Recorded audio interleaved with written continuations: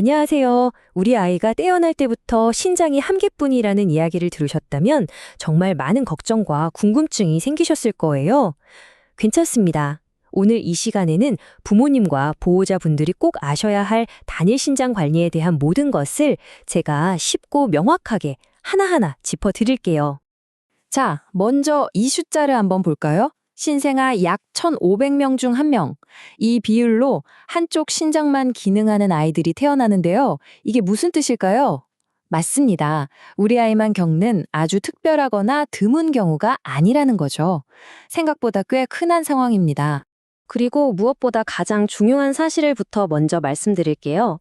미국 소아과학회에서도 이야기하듯이 신장 하나를 가지고 태어난 아이들 대부분은요, 아무런 문제 없이 완벽하게 건강하고 정상적인 삶을 살아갑니다. 이 사실을 꼭 기억하시고 마음 편하게 오늘 이야기 들어주셨으면 좋겠습니다. 자, 그럼 오늘 어떤 이야기들을 나눌지 한번 쭉 훑어볼까요? 먼저 단일 신장이 정확히 뭘 의미하는지부터 알아보고 그 다음엔 정기적으로 어떤 검사를 받아야 하는지 또 일상생활에서는 어떤 습관이 중요한지 살펴볼 겁니다. 그리고 약을 먹을 때 조심해야 할 점, 많은 분들이 궁금해하시는 운동 문제, 마지막으로 그 외에 꼭 챙겨야 할 부분까지 차근차근 짚어보겠습니다. 네, 그럼 첫 번째 주제입니다. 단일 신장이란 무엇인가?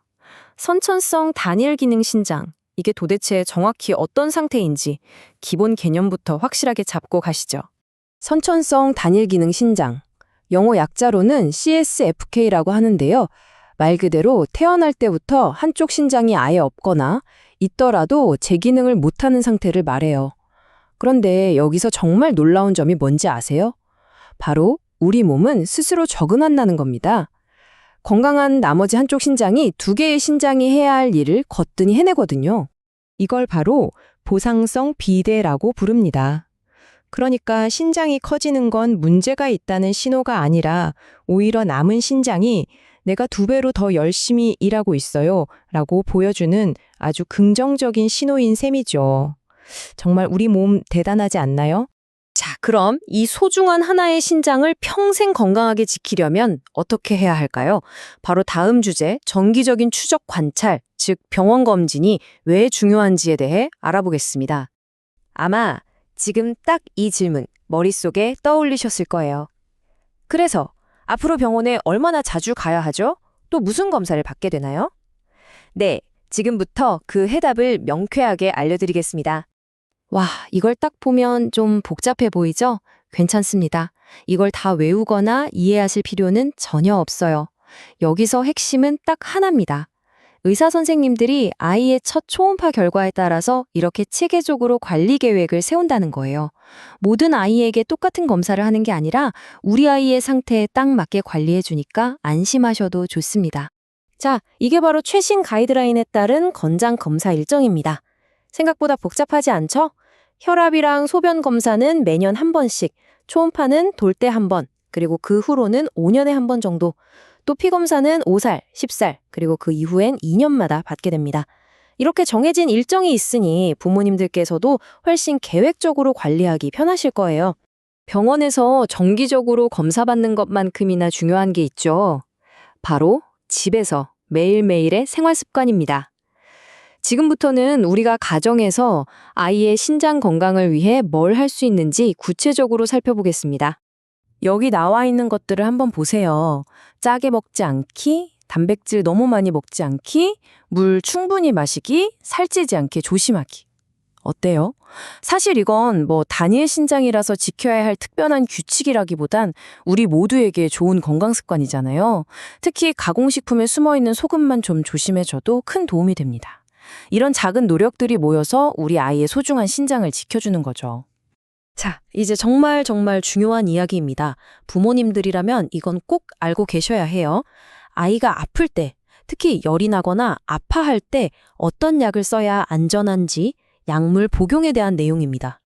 이 내용은 별표 5개짜리입니다. 꼭 기억해 주세요. 아이가 열나고 아플 때 우리가 가장 먼저 찾아야 할 약은 바로 아세트아미노펜 성분의 해열제입니다. 타이레놀 같은 약들이죠. 반면에 이부프로펜, 그러니까 브루펜 같은 계열의 약은 비스테로이드성 소염 진통제, NSAIDs라고 하는데요.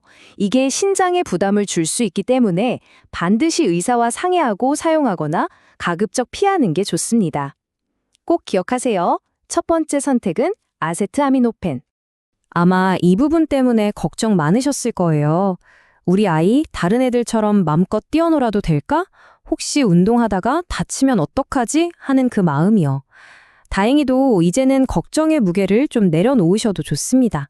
스포츠 활동에 대한 의학적인 시각이 아주 긍정적으로 바뀌었거든요. 네, 맞아요.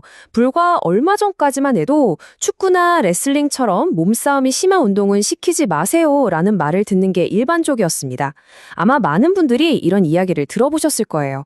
그런데 이 숫자를 한번 보세요. 정말 놀랍지 않나요? 최근 연구들을 보니까 운동을 하다가 신장에 심각한 손상을 입을 확률이요. 연간 참가자 100만 명당 한 건이 채 안 된다고 합니다. 이건 뭐 사실상 거의 없다고 봐도 될 정도로 아주 낮은 확률인 거죠. 그래서 미국 소아과학회의 결론은 이겁니다.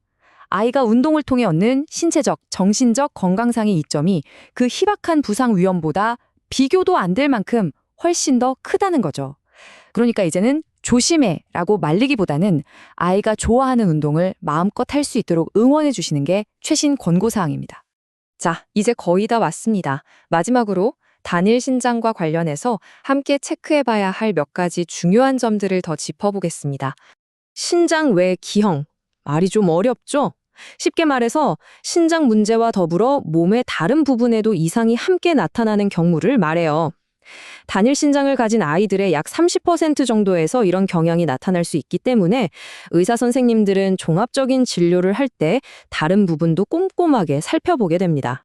특히 따님을 두신 부모님이라면 이 내용은 정말 중요하니까 꼭 기억해 두셔야 합니다. 단일 신장과 여성의 생식기계의 이상이 연관성이 좀 있거든요. 그래서 사춘기가 시작될 무렵부터 첫 생리를 하기 전 사이에 복부와 골반 초음파 검사를 받아보는 것이 강력하게 권장됩니다. 이 미리 하는 검사 하나가 나중에 생길 수 있는 여러 건강 문제를 예방하는 열쇠가 될 수 있어요. 자, 그럼 오늘 이야기한 모든 내용을 딱 4가지 핵심 수칙으로 정리해 드릴게요. 이것만 기억하시면 됩니다. 첫째, 정해진 스케줄대로 꾸준히 검진받기. 둘째, 집에서 건강한 생활 습관 만들어주기. 셋째, 약을 쓸 땐 아세트아미노펜을 먼저. 넷째, 운동은 위험하지 않으니 마음껏 하게 해주기. 이 4가지만 잘 지켜주시면 성공적인 관리를 하실 수 있습니다. 오늘 함께 살펴본 것처럼 단일 신장은 더 이상 막연한 두려움의 대상이 아닙니다. 정확한 정보를 바탕으로 꾸준히 관리만 해준다면 우리 아이는 다른 아이들과 똑같이 얼마든지 건강하고 행복한 삶을 살아갈 수 있습니다. 그 열쇠는 바로 부모님의 정확한 지식과 따뜻한 관심에 달려 있습니다.